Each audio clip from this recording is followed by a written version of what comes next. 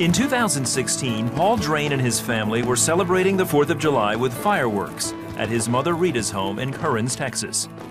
Before they finished, Paul went to his truck to grab a flashlight. He couldn't see where he was stepping.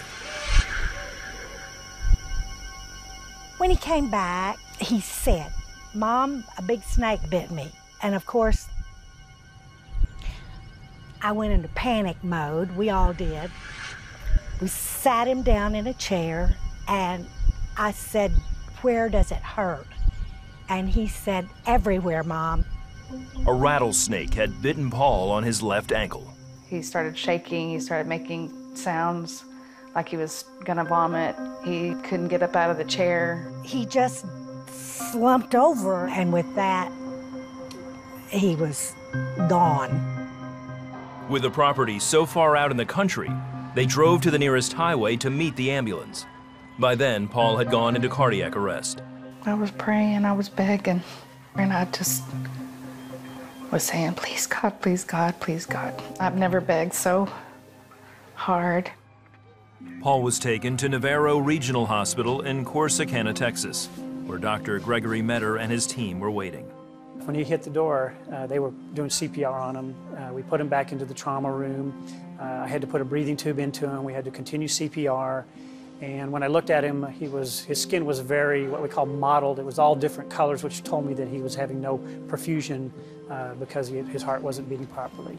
After being treated with a vial of anti-venom, he was still in critical condition and needed to be transported to Parkland Hospital in Dallas, an hour away. The likelihood of him surviving is very small because most of these patients die in the field. They never make it to medical care because it's such a rapid onset of anaphylactic shock, and they die.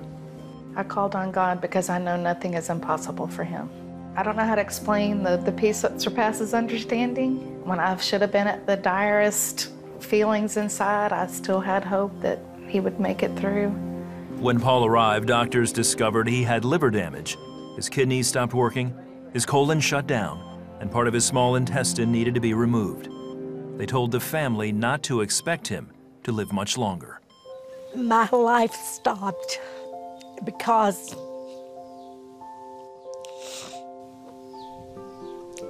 you don't live longer than your child.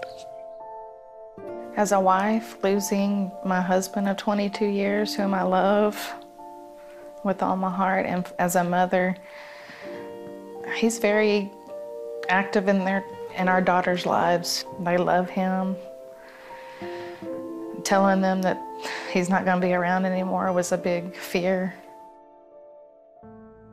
Paul was put into a medically induced coma, still in critical condition. By now, a prayer chain had been started that spread through their friends, church members, and across the country through social media. I feel like I've turned to God at this point because in everything I've turned to God in prayer. In the Bible it says, "Pray without ceasing, in good times and in bad."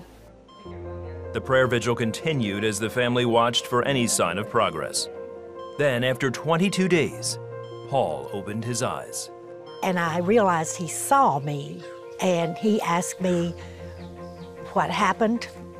I said, "Do you really want to know, Paul?" I knew that he knew me, and I knew he was awake. Thank God. That's how I felt. Thank God. Thank God. I had that big ugly smile that you smile so big, you look goofy, so for a while the smile was on my face. I was just relieved, and I was very, very happy. After 3 months of rehab, Paul went home.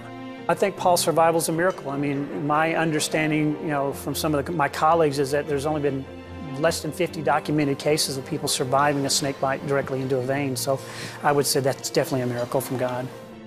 I wouldn't be here if it wasn't.